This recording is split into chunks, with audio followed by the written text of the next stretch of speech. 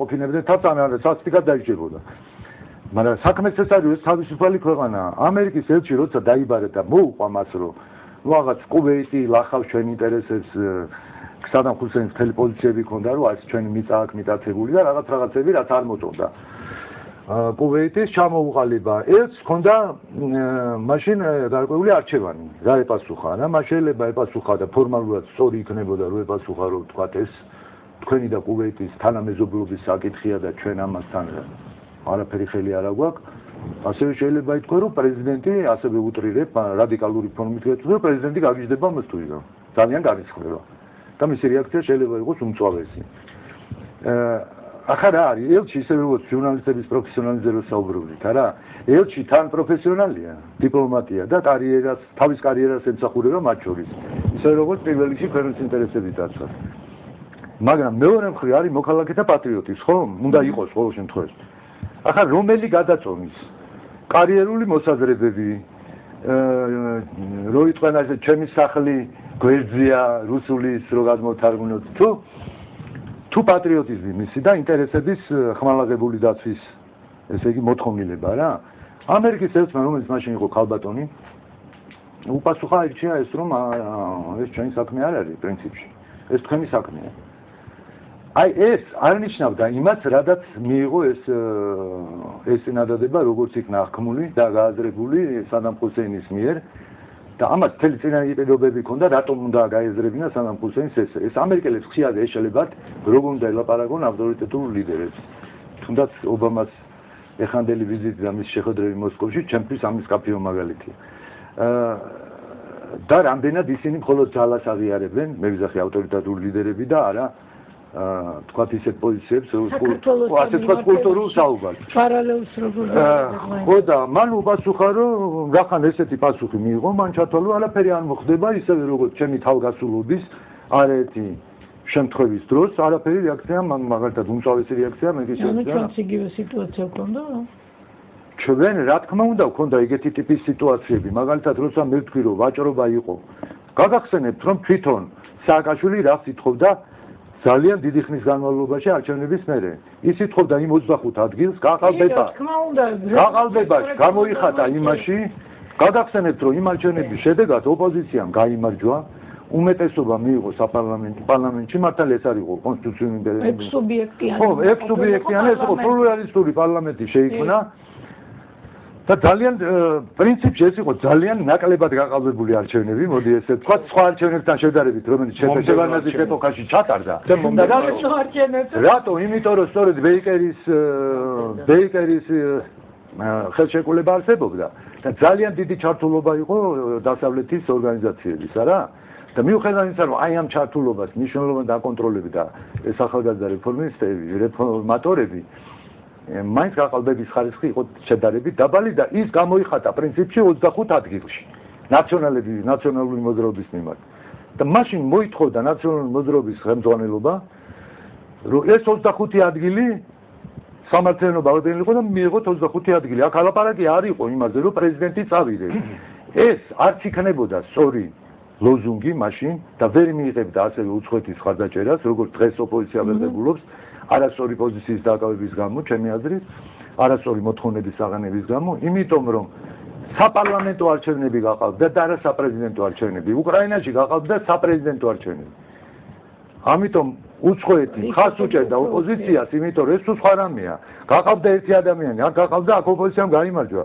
აქ რაშუაში იყო პრეზიდენტის ჩამოდგება ანალიზი. მე მგონი ჩვენ ზუსტად მივედით ახლა იმ ეპიზოდამდე, როდესაც კარგი იქნება გავაანალიზოთ ის ბოლო პოლიტიკური პროცესები, რაც განვითარდა ჩვენ ქვეყანაში, საპროტესტო ტალღა, შენ არ იყავი იმ პერიოდში თბილისში, მაგრამ ალბათ თვალსადევნებდია განვითარებულ პროცესებს 9 აპრილიდან დღემდე.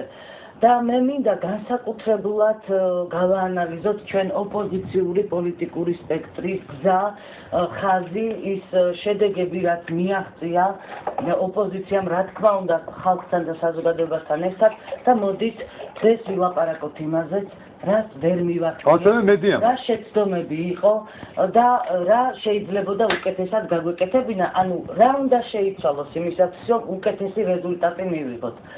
აი ხო ვიდრე ამ თემაზე გადავიდოდეთ პირდაპირ მინდა მე თავარი ერთი შეცდომა უთხრა ჩვენს თანამებრძოლებს, ჩვენს მეგობრებსაც, ოპოზიციის ლიდერებს, რომლებიც ხშირად საუბრობენ მედიის მხარდაჭერაზე, ნებისმიერ საქმეში არის სტრატეგია და ტაქტიკა.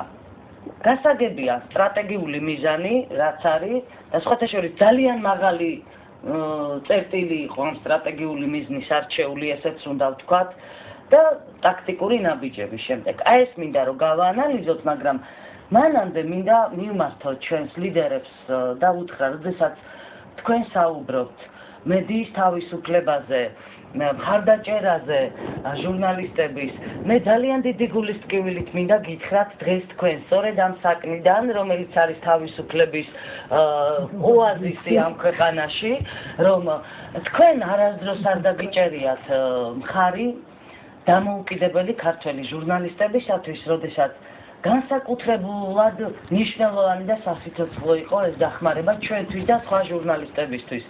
თქვენ არ მოდიოდით ჩვენს აქციებზე, როდესაც მართლაც უპრეცედენტო პროექტი გავაკეთეთ, ქუჩის ტელევიზია. როდესაც ყველა არხი დახშულია და შენ გამოგა ქუჩაში, შენი ძალებით დამზადებული უზარმაზარი ეკრანი, შენი ხელით დაამზადე სცენა, მოიზიდე ამდენი ფილმი, შენი კოლეგების გადაღებული. არ უშვებს არც ერთი არხი ამ ფილმებს, შექმენი დისიდენტური ქუჩის ტელევიზია. და ისეთ იგნორირებას გრძნობდით თქვენგან, ჩვენო მეგობრებო და თანამებრძოლებო, ოპოზიციის ლიდერებს მოგმართავთ კიდევ ერთხელ. არც ერთი თქვენგანი არ მოსულა ესეთი კატეგორიული სიტუაცია იყო. არა, ეს მე ვაპარაკობ, რაც მე ვიგრძენი და დავინახე და შენ შეგიძლია შენი ხელვა გაგვიზიარო. ეკაბესელია იყო. სწორედ ეგ მინდა თქვა, ეს იყო ცალკეული ადამიანების მხარდაჭერა, ეკაბესელი ამოვიდა, ლაშა ჩხარტიშვილი. გასაგებია, მაგრამ როდესაც ესეთ პროექტს აკეთებ ამ საპროტესტო აქციების ფარგლებში, აქ პიროვნულ მხარდაჭერაზე არ ვლაპარაკობ მე. აქ ვლაპარაკობ პოლიტიკურ მხარდაჭერაზე, სწორედ იმ პოლიტიკური სპექტრის, რომელიც არის სათავეში გეგმავს და ახორციელებს ამ საპროტესტო აქციებს და მიყავს რაღაცა წერტილისაკენ. ანუ არ განვითარდა, ჩაკვდა. ასევე მე მინდა კიდევ ღრმა პატივისცემით მოგმართოთ და გითხრათ, როდესაც თქვენ საუბრობთ, შეილახა მედიის უფლება და განსაკუთრებულ აქცენტს აკეთებთ იმედზე, მაესტროზე, სადაც ჩვენ ახლა ვიმყოფებით, რაც თავისთავად მისასალმებელია და ჩვენც ობიექტივი ჟურნალისტები ყველა იმ აქციის მონაწილეები ვართ და მხარდამჭერები, რაც მედიას ეხება და არა მარტო მედიას.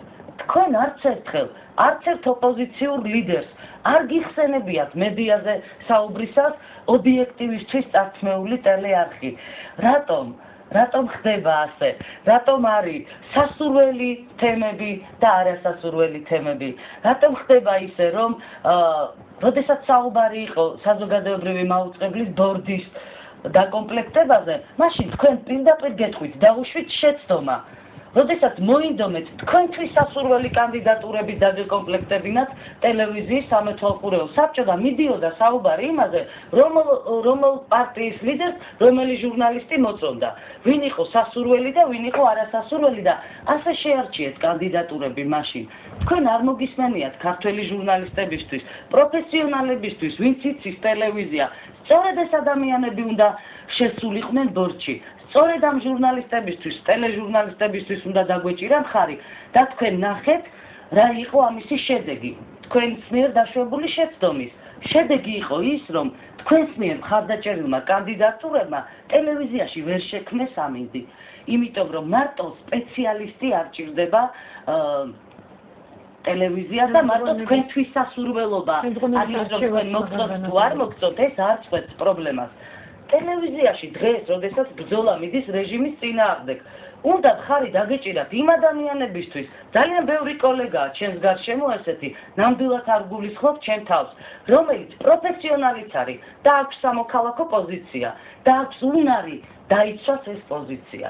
აი ეს ჩემი ორი შენიშვნა მიიღეთ, როგორც კეთილი შენიშვნა, როგორც პარტნიორის, თანამოაზრის პოზიციიდან, იმიტომ რომ ძალიან დასაწყვეტი იყო, აი ხელში რომ ჩაიდო ძალიან ბევრ საქმეში და მე როგორც ჟურნალისტმა ვერც ერთხელ ვერ ვიგრძენი თქვენი პოლიტიკური მხარდაჭერა ამ ბრძოლაში და ამ გზაზე.